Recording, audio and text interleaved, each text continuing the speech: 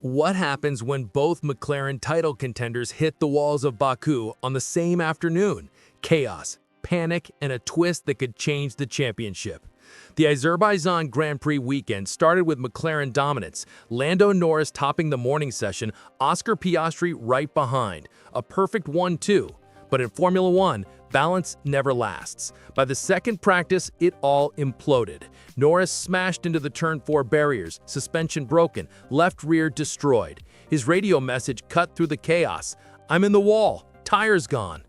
From title hopeful to stranded in the garage, missing crucial laps, Norris admitted later, "It's a costly one, especially here." Costly indeed. He trails Piastri by 31 points in the championship.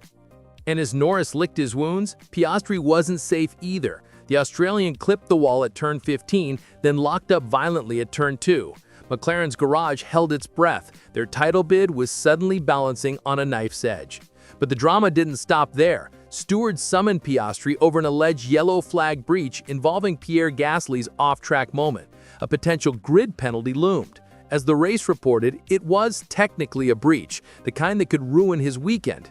Before we continue, smash that like button if you think McLaren's civil war just got even more brutal. And subscribe so you don't miss the fallout from Baku. So here's the question. Was this just McLaren pushing the limits in practice or the first cracks of a championship collapse? Did Oscar Piastri just dodge the penalty that could have blown the championship wide open? After Gasly ran off at turn 1, yellow flags waved. Piastri, charging behind, was accused of not slowing enough, a crime in F1 that usually earns grid drops, not warnings.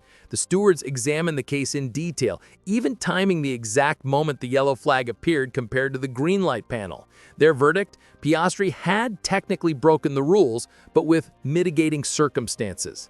That phrasing is key. It means he was already past the marshal post when the yellow appeared and saw the green light almost immediately. As the race highlighted, the flag was withdrawn less than a second after the green. Still, the stewards admitted he should have slowed more.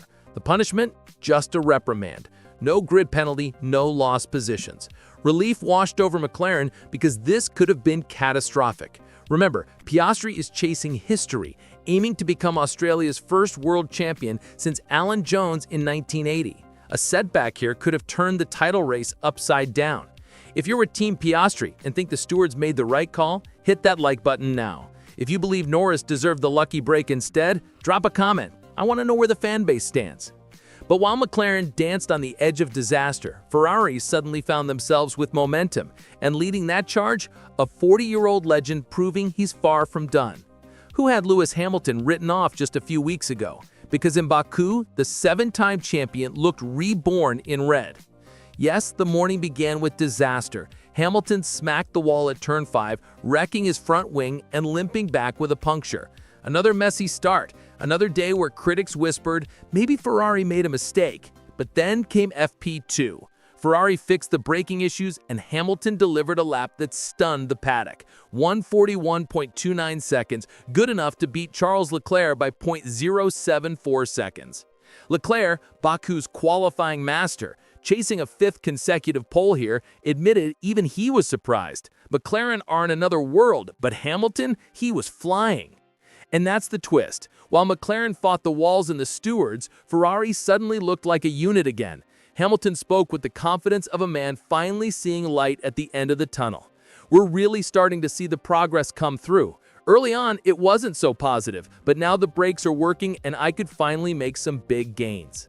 For Hamilton, this is more than just another session. He's chasing a record-extending 106th career win, and his first one since Spa 2024. More importantly, victory here would make him the first ever driver to surpass 5,000 championship points. If you think Hamilton still has one last great run in him, subscribe right now because we might be watching the start of his Ferrari redemption arc. But here's the big question. Is Hamilton's revival real or just a practice day illusion that McLaren will shatter once the lights go out? Is McLaren's biggest enemy right now Ferrari or themselves? Because while Hamilton and Leclerc smiled in Baku, the orange barrage told a very different story. Both cars carried fresh scars from the walls. Both drivers admitted they were on the limit. And the tension between Norris and Piastri, it's thicker than ever. Norris knows he cannot afford mistakes. He's already 31 points behind, and his crash at turn 4 robbed him of precious track time. He confessed afterwards, "It was feeling good until then, but I'd rather push and find the limits than not find the limits at all." That's the voice of a man gambling and losing. Meanwhile, Piastri's consistency, even when shaky, is keeping him ahead. He clipped the wall, yes, but escaped real damage. He locked up, yes, but still ended the day with the pace intact. And when the stewards handed him just a reprimand instead of a penalty, you could almost hear the sigh of relief from Oking. The narrative writes itself. The silent assassin survives again, while Norris pays the price for aggression. Fans are already calling it the civil war at McLaren. Drop a comment below. Is Norris cracking under pressure, or is this just the kind of mistake every champion makes before bouncing back? And don't forget to smash that like button if you think McLaren's internal battle is the most exciting storyline of 2025. But remember, in Baku, one mistake can erase an entire weekend. And that's exactly what Ferrari are counting on. History has a cruel way of repeating itself in Formula One, and McLaren might be reliving it right now. Think about it. Alain Prost and Ayrton Senna tearing each other apart inside the same team. Lewis Hamilton and Nico Rosberg, their civil war splitting Mercedes in two. And now, Norris and Piastri. The parallels are impossible to ignore. Norris is desperate. He's Britain's new hope, the face of McLaren's revival, but each mistake feels like fuel on the fire for critics who already whisper about British bias and whether Piastri is the team's real alpha. After all, Piastri isn't just winning races, he's rewriting history. The 25-year-old could become Australia's third world champion after Jack Brabham and Alan Jones, and the first in 45 years. That narrative is bigger than McLaren. It's global. Even Ferrari's Charles Leclerc can't help but admit Lando didn't finish some laps that were very, very impressive, but McLaren are in another world. That's respect, but it's also a warning. If Norris can't convert those flashes into results, he risks being remembered as the teammate who let Piastri seize the crown. If you're enjoying this dive into the psychological war at McLaren, hit subscribe. It keeps us bringing you these behind-the-scenes battles every race weekend. But the story doesn't stop at the walls of Baku, because the real question is, when the pressure mounts, will McLaren support both drivers equally or choose a side? Behind closed doors, is McLaren quietly preparing to pick a side in this title fight? On paper, Zach Brown and Andrea Stella insist the drivers are free to race. No team orders, no artificial barriers. But in practice, things get murky. Piastri leads the championship. Norris, despite his speed, keeps throwing points away. And in a season this tight, the boardroom pressure grows louder. Why split resources when one driver is closer to the crown? We've seen it before. Ferrari backing Schumacher, Red Bull backing Vettel, Mercedes backing Hamilton. Every great dynasty eventually chooses. And fans are already debating. Is McLaren edging towards the papaya principles of equality or sliding into a full-blown Norris rules versus silent assassin divide? What makes this even more fascinating is Norris himself. He refuses to be the number 2. His crash in FP2 wasn't just bad luck. It was proof he's pushing to prove he's still the leader. That hunger is admirable, but it could also turn destructive. Comment below, if you were McLaren, would you double down on Piastri's title bid or keep faith in Norris's comeback? And don't forget to like this video if you love seeing the politics of F1 exposed. Because here's the twist. McLaren aren't fighting Ferrari, Red Bull, or Mercedes right now. Their greatest battle is internal. And the longer it drags on, the more dangerous it becomes. While McLaren fought the walls in the rulebook, Ferrari sent a clear message. We are back in business. Hamilton's pace wasn't a one-off fluke. The SF25 finally looked planted on Baku's brutal streets, and Leclerc, usually the master here, openly admitted surprise at his teammate's speed. For a driver who has owned qualifying in Azerbaijan, that's not just respect, it's a warning sign.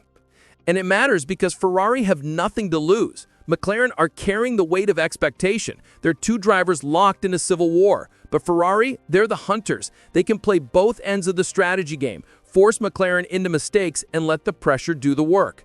Hamilton framed it perfectly. It's just practice, but it shows the direction we're going as a team. After months of critics questioning his move to Ferrari, he suddenly looks like the man who might spoil the McLaren title party. If you think Ferrari can ambush McLaren here in Baku, smash that subscribe button because Sunday might deliver the biggest twist of the season. But here's the looming question. With Norris wounded and Piastri escaping penalties by inches, are McLaren heading into the race as favorites, or is a team on the brink of self-destruction? So here we are. McLaren scarred, Ferrari resurgent, and the championship balance tilting on every corner of Baku. Norris calls his crash costly. Piastri brushes the wall, escapes a penalty, and keeps his lead alive. Hamilton, at 40, suddenly looks like the dark horse ready to rewrite the Ferrari chapter. And all of it unfolds on the streets of Azerbaijan, a track famous for punishing the bold and rewarding the patient. This isn't just another practice day, this is the prelude to war. Every tiny mistake, a lockup, a missed braking point, a moment of hesitation could decide not just the race, but the legacy of McLaren's 2025 season. And that's the beauty of Formula One. One weekend, the story is Ferrari's revival. The next, it's McLaren's implosion. Then out of nowhere, a legend like Hamilton